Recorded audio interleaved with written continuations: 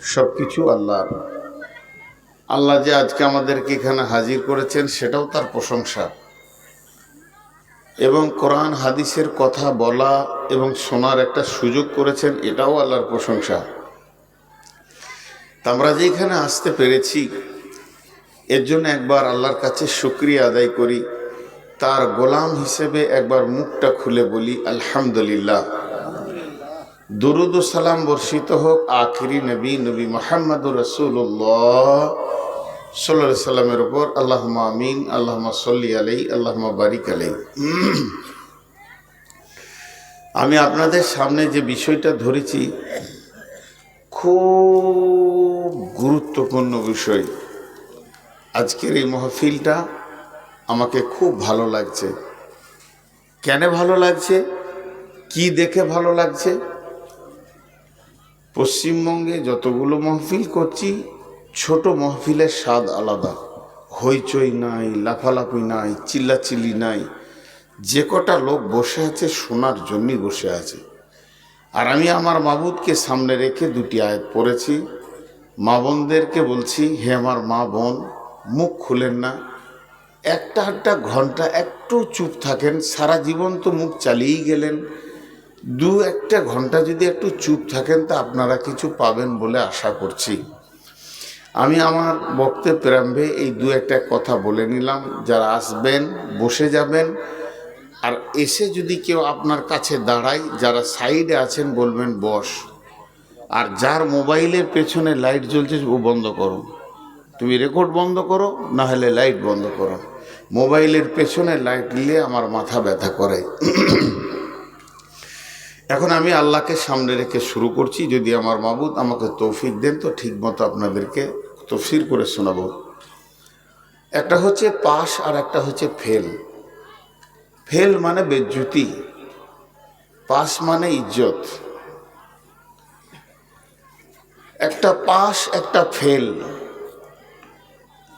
এটা আপনাদের ঝাড়খণ্ডের ভাষায় বলবে কামিয়াব আর নাকাম। পাস ফেলও বলে হিন্দিতে। তো আমি কামিয়াব ও নাকাম, ই পাস ও ফেল। একটা উত্তোলন একটা অবতরণ। পাস করলে উত্তোলন হয়। 10 ক্লাসে ছিল 11 উঠবে, 12 উঠবে, 13 উঠবে, ওপর দিকে উঠবে। ফেল পড়লেতে বেজ্জতি হয়ে যাবে। তাহলে আমরা এখানে যতগুলো পুরুষ বসে আছি, সাকসেস না নন সাকসেস? আমরা কি কামিয়াব? কেউ খবর দিয়েছে আমাদেরকে? অথচ নিশ্চিন্তে বসে আছি। আমি কামিয়াব হব কি হব না এটা ক্লিয়ার নাই, গোলতাল লেগে আছে, উলঝান হয়ে আছে, কনফিউশন হয়ে আছে, তারপরও নিশ্চিন্তে বসে আছে। কিন্তু সাধারণ একটা কথা বলছি, যে দুনিয়াতে আপনি মরে যাবেন, শেষ কথা আপনার ঠিকানা লয়। এটা ইমানদাররা যত বিশ্বাস করে, বেঈমানরাও বিশ্বাস করে, নাস্তিকেরাও বিশ্বাস করে যে মরে যেতে হবে, দুনিয়াতে থাকবো না, হাড় হাড্ডি টাকবে না, পচে শেষ হয়ে যাবে। নাস্তিকরা আমাদের সাথে একমত, মওত পর্যন্ত একমত। মওতের পরে আর একটা জীবন আছে, নাস্তিকরা মানে না। তো এই পৃথিবীতে একটা সামান্য চাপ এসেছে। চাপ কি? SIR, এর ফুল ফর্ম আমি জানি না, এটা করতে হবে SIR। তো মানুষ পেরেশান, আমারটা হলো কিনা, আমারটা ঠিক আছে কিনা, আমারটা গোলমাল হয়ে গেছে না, এই নিয়ে চিন্তা। কিন্তু যেখানে চিরদিন থাকতে হবে সেইখানটা ঠিক আছে নি না, একটা সেকেন্ড চিন্তা করিনি। একটা সেকেন্ড, জি একটা সেকেন্ড। 20 বছর, 30 বছর, 40 বছর, 50 বছর বয়স। 50 বছরে কতগুলো ঘন্টা হয়, কতগুলো দিন হয়, কতগুলো ঘন্টা হয়, কতগুলো সপ্তাহ হয়, কতগুলো মাস হয়, কতটা মিনিট হয় 50 বছরে, কতটা সেকেন্ড হয়, সব ফেলে দিয়ে 1 সেকেন্ড চিন্তা করেছি যে আমি সাকসেস না নট সাকসেস, আমার পেপারস ঠিক আছে কি না। এখন দেখছি আধার কার্ড ঠিক আছে কি না, আই কার্ড ঠিক আছে কি না, প্যান কার্ড ঠিক আছে কি না, ব্যাঙ্ক অ্যাকাউন্ট ঠিক আছে কি না, আইডেন্টিফাইগুলো সব ঠিক আছে কি না, ভোটার লিস্টের নামটা ঠিক আছে কি না। যতটা পেরেশান হচ্ছি একটা বেঈমান সরকারের হুঙ্কারে, ও মেরেই ফেলে দেবে, গুলি করে মাটি হয়ে যাব। কিন্তু যিনি আমার রব, যার হাতে আমার জান, যার হাতে আমার রুজি, যার হাতে আমার হায়াত, যার হাতে আমার মত, যেখানে চিরদিন থাকবো। আজকে মোদি যদি আমাদেরকে বের নাও করে দেয়, 100 বছর কেউ থাকবে না, নিজে নিজে কেটে পড়বে। 100 বছর কেউ থাকবে না, নিজে নিজে কেটে পড়বে। তারপরও এই পেপারসটা নিয়ে যত চিন্তা করছি, মরার পরে পেপারস নিয়ে কোনো চিন্তা নাই। পাস করব, পাস করব, কি জানি পাস করতে পারি না, নামাজ তো পড়ি না, কি করে পাস করব। আল্লাহর রাস্তে দিছি। এই পাকুর ইসলামপুর ধুলিয়ান এলাকার লোক, আমার নিজের লোক, হাত দুটা ধরে বলছি 10 মিনিট আমার বায়ান শুনে বাড়ি চলে যাবেন, কেউ থাকবেন না। বন্ধু, কে পাস কে ফেল কে বলবেন? আল্লাহ বলবেন। আল্লাহ যদি বলে পাস, কোনো চিন্তা নাই। আল্লাহ যদি বলে ফেল, চিন্তার শেষ নাই। আমার বাপ বলে যদি পাস, আমার মা যদি বলে পাস, গাঁওয়ালা যদি বলে পাস, টোলাওয়ালা যদি বলে পাস, এলাকাবাসী যদি বলে পাস, এমএলএ যদি বলে পাস, এমপি যদি বলে পাস, প্রধানমন্ত্রী যদি বলে পাস, বিশ্বে মানে 800 কোটি 850 কোটি যদি আপনাকে বলে পাস, তোর জীবনটা সাকসেস, কোনো লাভ নাই। আল্লাহ যদি বলে তুই ফেল, আর আল্লাহ যদি বলে তুই পাস, তা পৃথিবীতে 850 কোটি যদি আপনার গায়ে থুতু ফেলে দেয়, কোনো চিন্তা নাই, পাস। ওই জীবনটা হলো আসল জীবন। আমরা ধোঁকার পেছনে হাততালি মারি। বাহ বাহ বাহ বাহ বাহ বাহ বাহ বাহ। একটা ছেলে মাধ্যমিকে পাস করেছে, বাহ বাহ বাহ বাহ। গোটা ঝাড়খণ্ডে স্কলার হয়েছে, বাহ বাহ বাহ বাহ। আইএসআই অফিসার হয়েছে, বাহ বাহ, আমার ছেলে আইএসআই অফিসার। বাপ ঘন ঘন বলবে আমার ছেলে ডাক্তার, আমার ছেলে সুপ্রিম কোর্টের জজ। লাভ নেই, লাভ নেই, লাভ নেই, লাভ নেই। এগুলো আল্লাহ শুনবে না, এগুলো ধোঁকা, ধোঁকা। আপনাকে প্রাইমারি স্কুলের মাস্টার সার্টিফিকেট দিয়েছে এইভাবে, তুই পাস। চলে গেলেন হাই স্কুলে, হাই স্কুলে মাস্টার বললে রে খাইরুল তুই পাস। চলে গেলেন কলেজে, কলেজের প্রিন্সিপাল বলছে খাইরুল তুই পাস করেছিস, কাগজ ধরিয়ে দিল। আপনি চলে গেলেন ইউনিভার্সিটিতে, ইউনিভার্সিটিতে যে মাস্টার্স করে নিলেন। ইউনিভার্সিটির প্রিন্সিপাল বলছে খায়রুল তুই গোটা ঝাড়খণ্ডে 1 হয়েছিস, তাই নয় গোটা ইন্ডিয়াতে তুই 1 নম্বর হয়েছিস, তুই পাস। তখন আমি আনন্দে আত্মরা হয়ে গেলেন। একদিকে মা আছে, একদিকে আব্বা আছে, মুখে বৃষ্টি ভরছে, বেটা আমার পাস করেছে, বেটি আমার পাস করেছে। আর ফেসবুকে ছবি দিয়ে দিল, অমুকের বেটা পাস করেছে, অমুকের বেটি পাস করেছে। আপনি সিনা উঁচু করে হাঁটছেন, আমার মতো সৌভাগ্যবান কেউ নাই। কিন্তু খায়রুল 1 ওয়াক্ত নামাজ পড়ে না, দাঁড়িয়ে পেশাব করে। আল্লাহ বলছে তোর মতো ফেল মার্কা মালার নাই, এ জীবনের কোনো মূল্য নাই। ওর বাপ বুঝে নাই যে আমার ছেলেটা যে একদম খোরাক হয়ে গেছে জাহান্নামে। ওর মা বুঝতে পারে নাই আমার ছেলেটা ফেল পড়ে গেছে। পাড়াওয়ালা গাঁওয়ালা বুঝতে পারলো না ছেলেটার জিন্দেগিটা কুত্তা গরুর থেকে, ছাগলে ভেড়া শুকরের থেকে নিচে চলে গেছে। পাস বলে আনন্দ হয়ে গেছে। পৃথিবীর কোনো ডিগ্রি কাজে লাগবে না, তা বলে মাদ্রাসা তুমি পাস, চলবে না। জামিয়াতে পাস, ইউনিভার্সিটিতে পাস, মদিনা থেকে পাস করে এলো, দেখা যাচ্ছে মসজিদের টাকা চুরি করছে, তুমিও নাকাম হয়ে গেছো। বন্ধুরে, এই পাসগুলো কোনো কাজে লাগবে না। আল্লাহ তাবারক ওয়া তাআলা বলছে, তোকে যে যা বলবে বলুক না কেন, তুই পাস না ফেল এটা আমি আল্লাহ বলবো, তুই অপেক্ষায় থাক। জি মা বোনেরা,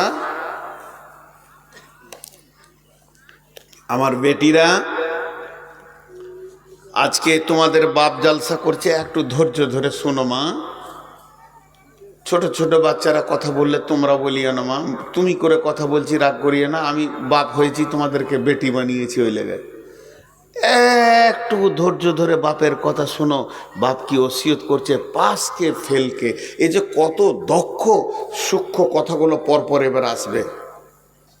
আল্লাহ বলছেন, এবার আমি আয়াত শুরু করলাম, ইয়া আইয়ুহাল ইনসানু ইন্নাকা কাদিহু ইলা রাব্বিকা কাদহান ফামুলাকি। ইয়া আইয়ুহাল ইনসানু, আজকের জন্যে 2025 সালের নভেম্বরের আজকে হলো 18 তারিখের দিবাগত রাত্রি। আজ মঙ্গলবার রাত্রিতে আপনাদেরকে বলছি, এখানে কান করে শুনেলেন, এই লোকেরা আজকের দিনে লোকেদেরকে বিশেষ করে সামনে রেখে বলছি, হে পেয়াদাপুরের পাকুর পেয়াদাপুরের সবার ব্যক্তিরা শোনো, আল্লাহ কি ভাষাটা বলছেন, ইয়া আইয়ুহাল ইনসানু, হে লোক সকল, হে লোক সকল। আমি গোটা ঝাড়খণ্ড বাঙ্গালকে বলছি না, শুধু আজকের জন্য বলছি, এই মহফিলকে বলছি, যত দূর মাইকের আওয়াজ যেছে, যারা হৃদয় দিয়ে শুনছে, যারা মন দিয়ে শুনছে, তাদেরকে বলছি, আল্লাহ আমাদেরকে বলছেন, হে লোক সকল, তোমরা কোশিশ করো, মেহনত করো, শক্ত মেহনত করো পৌঁছানোর জন্যে কার কাছে, ইন্নাকা কাদিহু ইলা রব্বিকা কাদহান, মোলাকাত করো পৌঁছানোর জন্যে, ফামুলাকি, তোমার রবের সঙ্গে মোলাকাত করার, যদি তার কাছে তুমি কোশিশ করে করে করে করে করে করে পৌঁছাতে পারো, তবেই তুমি পাস। এখন যদি ছোট করে বলা হয়, বেশি কথা লয়, কালকে ধুলিয়ানে পশ্চিমবঙ্গের মুখ্যমন্ত্রী মমতা ব্যানার্জি আসবে, আর এই বাঙ্গালে কোনো একটা গ্রাম দোগাছির অমুক ছেলেটাকে দেখেছে, ওর সঙ্গে 5 মিনিটের সাক্ষাৎ করবে, সরাসরি মুখ্যমন্ত্রী সাক্ষাৎ করবে। ওরে বাপরে, ও খুশিতে হার্ট ফেল করে দেবে। মুখ্যমন্ত্রী আমার সঙ্গে কথা বলবে, ঝাড়খণ্ডের মুখ্যমন্ত্রী পাকুর আসবে, 3 ঘন্টা সফর করে এখান থেকে চলে যাবে, কিন্তু পিয়াদাপুরের অমুকের বেটার সাথে 8 ঘন্টা সে মিটিং করবে। এর খুশিতে আর দম আটকে যাবে। স্বয়ং আল্লাহ বলছে, তোর সঙ্গে আমি মিশব, কোশিশ কর, কোশিশ কর, তো আমার কাছে পৌঁছে যাবি, মোলাকাত হয়ে যাবে তোর সাথে আমার। আরেক জায়গায় আল্লাহ বলছেন, বিসমিল্লাহির রহমানির রহিম, ফামান ইয়ারজু লিকা রাব্বিহি ফালিয়ামাল আমালান সলিহা ওয়ালা ইশরিক বিইবাদাতি রাব্বিহি আহাদা। আল্লাহ কত সুন্দর করে বলছেন, ফামান ইয়ারজু কুল ইন্নামা আনা বাসারুম মিসলুকুম ইউহা ইলাইয়া আন্নামা ইলাহুকুম ইলাহু ওয়াহিদ। ফামান কি আছে, ফামান ইয়ারজু লিকা রাব্বিহি ফালিয়ামাল আমালান সলিহা। তোদের মধ্যে যদি কেউ চাস তো রবের সঙ্গে দেখা করবি, তার একটা রাস্তা আছে, সেই রাস্তাটা কি, ফালিয়ামাল আমালান সলিহা ওয়ালা ইশরিক বিইবাদাতি রাব্বিহি আহাদা। তো তোরা ভালো আমলে নেমে যা। আর কি আল্লাহ বলছেন, ফামান কানা ইয়ারজু লিকা রাব্বিহি, তোদের যদি আরজু হয়, তোদের দিলে চাহাত হয় আমি রবের সঙ্গে দেখা করব, রবের সঙ্গে কথা বলবো, রবের সঙ্গে আপোস করব, তাহলে এক কাজ কর, তাহলে তুই এক কাজ কর, ফালিয়ামাল আমালান সলিহা, তোর ভালো আমলে নেমে যা, খারাপ আমলকে লাত মেরে দে, ওখান থেকে সরে চলে আয়, যে ভালো আমলে নেমে যা। ওয়ালা ইশরিক বিইবাদাতি রব্বিহি আহাদা, ইবাদতের ভিতরে আল্লাহকে ডাকার ব্যাপারে, চাওয়ার ব্যাপারে, লেনদেনের ব্যাপারে, ভরসার ব্যাপারে, সাজদার ব্যাপারে, ভিক্ষা করার ব্যাপারে আল্লাহর সঙ্গে কাউকে শরীক করবি না, এক আল্লাহর কাছে পড়ে থাকবি, তাহলে তুই একদিন ধীরে ধীরে সেই মাবুদের কাছে পৌঁছে যাবি। সাকসেস একই বলে উত্তীর্ণ। যে রব পেল সে সব পেল, যে রব পেল সে সব পেল। আল্লাহ আমার রব, আল্লাহ আমার রব, এই রবই আমার সব। আল্লাহ আমার রব, আল্লাহ আমার রব, এই রবই আমার সব। আমি একবার আপনাদের সাউন্ড শুনতে চাইছি, সবারই একবার সাউন্ড দেন, আল্লাহ খুশি হবেন। এই রবই আমার সব, খালি খালি সবটা বলবেন, আর কিছু বলতে হবে না, আমি বাকিটা বলছি। আল্লাহ আমার রব, আল্লাহ আমার রব, এই রবই আমার সব। তার আর কি ভিখারি, সে কোয়েনে ভিখারি বলবে নিজেকে, জি। কিন্তু দেখলেন কত গুরুত্ব দিয়েছে আল্লাহ তাবারাক ওয়া তাআলা। আল্লাহ বারবার বলেন, যেদিন থেকে কোরআন নাজিল হয়েছে, নাজিল শেষ হয়ে গেছে, আর কোরআনের দ্বিতীয় কোনো আয়াত নাজিল হবে না। কোরআন শেষ হয়ে গেল, কোরআনুল কারিমটা খতম হয়ে গেছে, শেষ হয়ে গেছে, নতুন আয়াত আসবে না আসমান থেকে। বিশ্বনবী হাদিস বর্ণনা করেছেন, নবীজি চলে গেছেন, হাদিস বলা শেষ হয়ে গেছে, নতুন হাদিস আর হবে না, আসমান থেকে নতুন হাদিস কোরআন আসবে না, আর বিশ্বনবীর নতুন হাদিস জন্ম নেবে না। তাইলে আল্লাহ থেকে যত মাল আসা, রসুল থেকে যত মাল আসা বন্ধ হয়ে গেছে, বন্ধ হয়ে গেছে। কিন্তু একটা মানুষকে পাস হতে হবে, উত্তীর্ণ হতে হবে, ফেল পড়ে যাবে না, বেজ্জতি হবে না। এর জন্য আল্লাহ একটা নিয়ম চালু করে দিয়েছে। আজও প্রতিদিন আল্লাহ তার গোলামকে দিয়ে সারা পৃথিবীর মানুষকে পাশের দিকে ডাকে, প্রতিদিন 10 বার বলে, তোরা পাশের দিকে আয়, ফেলের দিকে যাস না। তোদেরকে এমন রাস্তা দিচ্ছি, ওই রাস্তায় আসবি তো পাস করে যাবি, ফেল করবি না। পৃথিবীর এমন কোনো মুসলমান নাই যার কানে প্রতিদিন আল্লাহর তরফ থেকে এই খবরটা যায় না, হাইয়া আলাল ফালাহ, হাইয়া আলাল ফালাহ।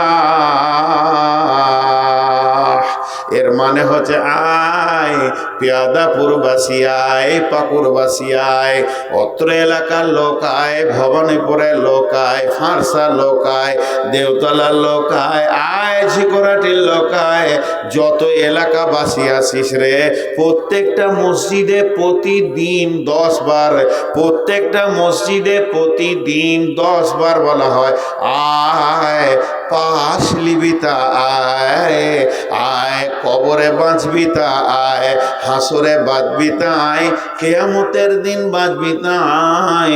কিন্তু গোলাম যাবে না। প্রতিদিন বলা হচ্ছে।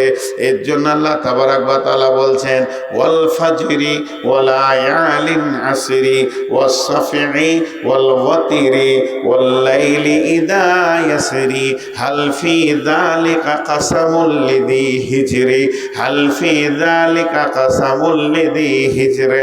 আর এক জায়গায় আছে বিসমিল্লাহির রহমানির রহিম ওয়াশ শামসি ওয়া দুহাহা ওয়াল কামারি ইযা তালাহা ওয়ান নাহারি ইযা দাল্লাহা ওয়াল লাইলি ইযা ইয়াগশাহা ওয়াস সামাই ওয়া মা বানাহা ওয়াল আরদি ওয়া মা তাহাহা ওয়া নাফসি ওয়া মা সাওয়াহা ফাআলহামাহা ফুজুরাহা ওয়া তাকওয়াহা قد أفلح من زكاها।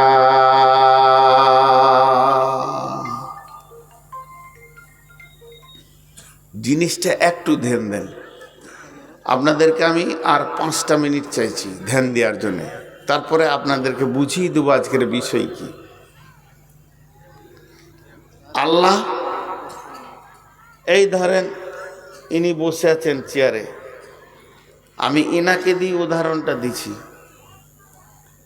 আমার মিশালটা মন দিয়ে শুনবেন বেটিরা আমার। ইনি আমাকে বলছেন মৌলানা একটা মিষ্টি খান, আমার এখন সুগার হচ্ছে 500 প্লাস, 500 থেকে বেশি। আমি বললাম ভাই খাবো না। লোকটা আবার বলছে না একটা মিষ্টি খান।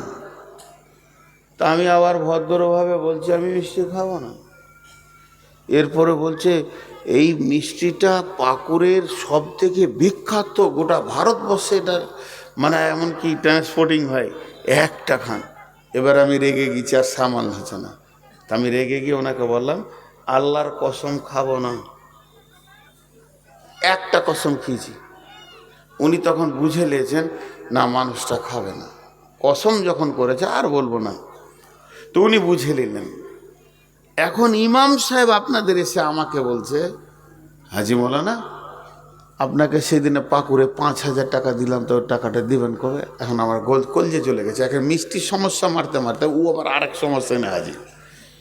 তখন আমি কি বলছি, আল্লাহর কসম, আল্লাহর কসম, আল্লাহর কসম, আল্লাহর কসম, আল্লাহর কসম, আল্লাহর কসম, আল্লাহর কসম, আল্লাহর কসম, আল্লাহর কসম, আল্লাহর কসম, আল্লাহর কসম, আপনি আমাকে 1 টাকাও দেননি। তখন এই দুজনাতে ভাবছে ওরে বাপরে, মিষ্টি খোয়াতে 1টা কসম আর টাকা দেননি তাই 11টা কসম। তাহলে ওইটা আরও বেশি জিদে পড়ে গেছে। মৌলভী সাহেবের রাগ হয়েছে। ইমাম সাহেব বলছে তাহলে আমার ভুল হয়ে গেছে, মাফ করে দেন। বন্ধুরা আমার, 1টা কসম খেলে যে জিনিসটা ঘটে 100টা কসম খেলে ওই জিনিসটা ঘটে। আল্লাহ যদি কোনো বিষয়ে একবার হুকুম করে যেমন হবে, 1,00,000 বার হুকুম করলে তাই হবে। কিন্তু আল্লাহ কেন 11টা কসম খেয়েছে? 11টা কসম খাওয়ার পেছনে কি লুকিয়ে আছে, এর ভিতরে কি রাজ লুকানো আছে? 11টা কসম আল্লাহর জন্য দরকার নাই।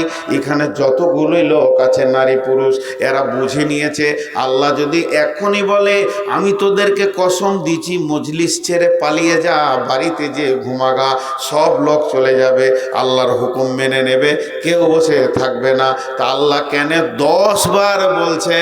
আল্লাহ তো 10 বার বলার দরকার নাই। আল্লাহ আমাদের চরিত্রের জন্য বলছে। আমাদের ফিতরাত খারাপ, আমাদের অভ্যাস খারাপ, একটা জিনিসকে ঘুরিয়ে ঘুরিয়ে ঘুরিয়ে ঘুরিয়ে ঘুরিয়ে ঘুরিয়ে পাপে ঢুকে আছে। আল্লাহ ওই গুরুত্ব বোঝানোর জন্যে এখানে 1 বার নয় 2 বার নয়, ছোট্ট মতো একটা কথা বলবে, কথাটা যদি মাপেন ফিতে দিয়ে 1 ইঞ্চি হবে না। আর 11টা কসম খেলেন। আর একবার কসমগুলো শুনে নেন। শামসি ওয়াল দুহাহা ওয়াল কামারি ইযা তালাহা ওয়ান নাহারি ইযা জাল্লাহা ওয়াল লাইলি ইযা ইয়াগশাহা ওয়াস সামাই ওয়া মা বানাহা ওয়াল আরদি ওয়া মা তাহাহা ওয়া নাফসি ওয়া মা সাওয়াহা ফাআলহামাহা ফুজুরাহা ওয়া তাকওয়াহা। এতগুলো কসম খাওয়ার পর আল্লাহ বলছেন কাদ আফলাহা মান যাক্কাহা ওয়া কাদ খাবা মান দাসাহা।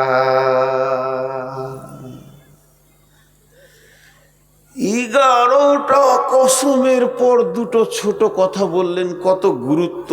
হে আমার আপনজন ভাই বন্ধু, ওরে আমার বেটি, আল্লাহর অস্তা দিছি 3টে মিনিট কান করে শোন। জিন্দেগির রাস্তার দরজা খুলে যাবে। আমি হাত দুটি পা দুটি ধরে বলছি, পেয়াদাপুর মসজিদে যদি 10টা টাকা কালেকশন না হয় আর 3জন যদি রাস্তা খুঁজে পায়, কমিটি যা চেয়েছে তার ডবল হয়ে গেছে। কি বললেন আল্লাহ এতগুলো কসমকে? ভাষাটা দেখেন, আল্লাহ বলছেন কদ আফলাহা মান যাক্কাহা ওয়া কদ খাবা মান দাসাহা। বেটিরে, আল্লাহ বলছে যে পবিত্র থাকবে বেঁচে যাবে, যে নাপাক থাকবে ফেঁসে যাবে। যে পবিত্র থাকবে বেঁচে যাবে, যে নাপাক থাকবে ফেঁসে যাবে। কিয়ামতের মাঠে যে পবিত্র থাকবে বেঁচে যাবে, যে নাপাক থাকবে ফেঁসে যাবে। আর জলসা করার দরকার নাই, এক্ষুনি উঠে যান, দৌড় মারেন নদীতে, দৌড় মারেন সাবমার্সেলে, কলে, পুকুরে, যার যেমন গোসলের জায়গা আছে, আর সাবান নিয়ে মাথা থেকে পা পর্যন্ত কুচলে কুচলে ময়লাগুলো তুলেলেন, দিয়ে পবিত্র হয়ে যাব। যে পবিত্র হবে সে বেঁচে যাবে, যে নাপাক থাকবে সে ফেঁসে যাবে। বাহ, এই কথাটা বলার জন্য 11টা কসম। এর ভিতরে কি তথ্য লুকানো আছে বন্ধু? একটা মিনিট শুনেন তথ্যটা। আম্মা জান আয়েশা বললেন, ইয়া রাসূলুল্লাহ, নবীজি গো, আমাকে পবিত্র হওয়া শিখিয়ে দেন, আমি পাক হব, বেঁচে যাব। নবীজি বললেন, আয়েশা, শরীরে ময়লা তোলার নাম পাক নয়। আমার গায়ে যদি কুত্তার পেশাবও লেগে যায়, আমার জুব্বাটা যদি কুত্তার পেশাবও লেগে যায়, শুকরের পায়খানা লেগে যায়, আমি সাবান দিয়ে ধুলে পাক হয়ে যাবে। তাহলে আয়েশা রে, এই সাবান দিয়ে পবিত্র গায়ের ময়লা তোলার নাম পাক নয়। না পাক সব থেকে খতরনাক হচ্ছে এই যে 2 ইঞ্চির একটা হলার দেখছো, এই হলারে যত মাল ঢুকছে, মাল যদি হারাম ঢুকে যায় তাহলে বডিতে রক্ত মাংস তৈরি হয়ে যাবে রে। হালাল খোয়ার নাম হলো পাক। খবরদার হারাম না ঢুকে যায়। দাড়ি মারা টাকা ঢুকবে না, সুদের টাকা ঢুকবে না, জুয়ার টাকা ঢুকবে না, মদ ঢুকবে না, তাস লুডু দাবা খেলে, জুয়ো খেলে সেই টাকা নষ্ট হবে না। তোমার পেটে যেন হারাম না ঢুকে। কেউ যদি হারাম খেয়ে যায়, ওই হারামের রক্ততে মাংস হবে, হাড্ডি হবে। এই লোকটাকে নিয়ে গিয়ে যদি 7টা সমুদ্রেতে পানি দিয়ে সার্পে দিয়ে 3 মাস ধরে গোসল করানো হয়, চুবানো হয়, শরীরের চামড়া তো তুলে ফেলে দেওয়া হয়, ময়লা দুলের কথা, তারপরও পাক হবে না। এই লোকটাকে পাক করার জন্যে পানি আর সাবান পারবে না। একটা জিনিস আছে, সে পাক করে দেবে, ওটা হলো আল্লাহর জাহান্নামের আগুন। কারণ হচ্ছে সোনাতে খাদ ঢুকে গেলে যেমন আগুনে পুড়িয়ে অ্যাসিড দিয়ে ওর ভিতর থেকে খাদ বের করা হয়, যে লোকটা হারামখোর হবে পৃথিবীতে, ওর একমাত্র জাহান্নামের আগুনে খাদটা বের হবে। যখন ও সলিডটা দাঁড়াবে, আল্লাহ ওকে জান্নাতে দেবে, আর যতক্ষণে হারাম লেগে থাকবে ওকে জাহান্নামের আগুনে পোড়াবে। এটা হলো বড় পবিত্র। এই জন্য আল্লাহ বলছেন যে না পাক থাকলো ফেঁসে গেল, আর যে পাক থাকলো বেঁচে গেল। এটা এই রকম গায়ের পাক সাবান, পারফিউম, আতরের কথা বলা হয়নি বন্ধুরে। আল্লাহ তাবারাক ওয়া তাআলা এরই জন্য বলছে, বেটি রে, কাদ আফলাহা মান যাক্কাহা ওয়া কাদ খাবা মান দাসাহা।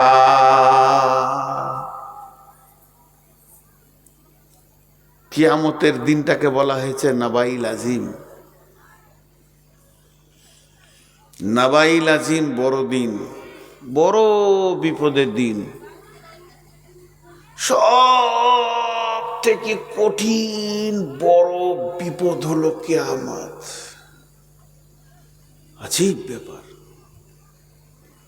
আজীব ব্যাপার। সেই কিয়ামতে ভালো মানুষও থাকবে। এখন যদি একটা রেলে অ্যাক্সিডেন্ট হয়, এখানে আল্লাহ মাফ করুক এই জিনিস না হোক, পাকুড়ে হয়েছে একবার অনেক আগে, তখন ছাত্র ছিলাম।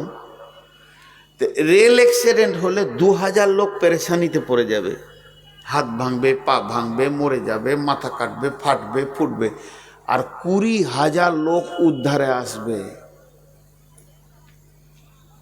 20,000 লোক যে যেমন করে পারবে ওদেরকে উদ্ধার করার চিন্তা করবে। একটা বাস যদি এখানে অ্যাক্সিডেন্ট হয়ে যায় তো 400 থেকে 200 থেকে 300 লোক বিপদে পড়ে গেছে। ফুল বাস 200 লোক ছিল একবারে ভিড় ভাট্টা নিয়ে, কিন্তু 2000 লোক দৌড়বে, বাঁচা বাঁচা বাঁচা বাঁচা, হাত লাগবে। এখানে যদি একটা ডাম্পার ফেঁসে যায়, মন দিয়ে শুনেন, একটা ডাম্পার ফেঁসে যায়, তাহলে পিছে থেকে ধর, সামনে ধর, ট্রাক্টর দিয়ে টান, অন্য গাড়ি লিয়ে টেনে দে, ওকে উদ্ধারের চিন্তা সবাই নিয়ে। আমার গাড়িটা রেল লাইন পার হতে পারছে না, শ্রোতারা বলবে দে রে দে, ঠেলে দে, ফেঁসে গেছে, ঠেলে দে, দিবে। কিন্তু কিয়ামত এমন একটা দিন, আল্লাহ বলে দিচ্ছেন, লা তামলিকু নাফসুন লিনাফসিন শাইআ ওয়াল আমরু ইয়াওমাইযিন লিল্লাহ। তুমি ফাঁসবে, তুমি বুঝবে, তুমি ফাঁসবে, তুমি বুঝবে, ও ফাঁসবে, ও বুঝবে, সে ফাঁসবে, সে বুঝবে, কেউ কারো সাহায্যের হাত বাড়াবে না। এটা এত কঠিন জায়গা। তা আল্লাহ তাবারাক ওয়া তাআলা বলছেন, কান করে শুনে লাও, কাদ আফলাহা মান যাক্কাহা, যে পবিত্র থাকবে সে বেঁচে যাবে, আর যে নাপাক থাকবে সে ফেঁসে যাবে। আর একবার যে চাকাটা ফেঁসে গেল তো ও জেনে নাও তুমি জাহান্নাম চলে যাবে। তোমাকে উদ্ধার করার মতো কেউ নাই, কেউ আসবে না, কোনো অলি গাউস কুতুব পীর আসবে না, তোমাকে উদ্ধার করার মতো কারো ক্ষমতা নাই। ওয়াল আমরু ইয়াওমাইযিন লিল্লাহ, সেই দিনে একজনের হুকুম চলবে, বলিষ্ঠ হুকুম চলবে। তিনি যদি উদ্ধার করে তো করবে, নচেত কেউ তোমাকে উদ্ধার করবে না, কেউ তোমাকে ঠেলে একটু আগিয়ে দিবে না। লা তামলিকু নাফসুন লিনাফসিন শাইআ ওয়াল আমরু ইয়াওমাইযিন লিল্লাহ। হিজড়, হিজড় একটা শব্দ বলছি, হিজড়ে বলি নেই। হিজড়ে হচ্ছে উভয় লিঙ্গ মধ্যেখানে যেটা আছে, না পুরুষ না বেটা ছেলে। আমি বলছি হিজড়, কোরআনের একটা শব্দ আছে, এইটা মানে হচ্ছে বিবেক। খুব তীক্ষ্ণ ব্রেন যার, তাকে বলে হিজড়। যার বিবেক খুব তীক্ষ্ণ, এটা ভালো এটা খারাপ ও বুঝে, এটা ভালো এটা খারাপ ও বুঝে, যে এটা বুঝে তাকে বলে হিজড়। এখানে কে বোকা আছে? একজন হাত তুলেন যে আমি বোকা, বুঝি না। তোমার বোঝার জ্ঞান নেই। আল্লাহ 4টা কসম খেয়েছে হিজড়ে বলার জন্যে। বাংলাদেশে বেশি গাড়ির পেছনে 2-3টে জিনিস লেখা আছে। গাড়ির পেছনে, ট্রাকে, বাসের পেছনে, চোখে ঘুম নিয়ে গাড়ি চালাবেন না।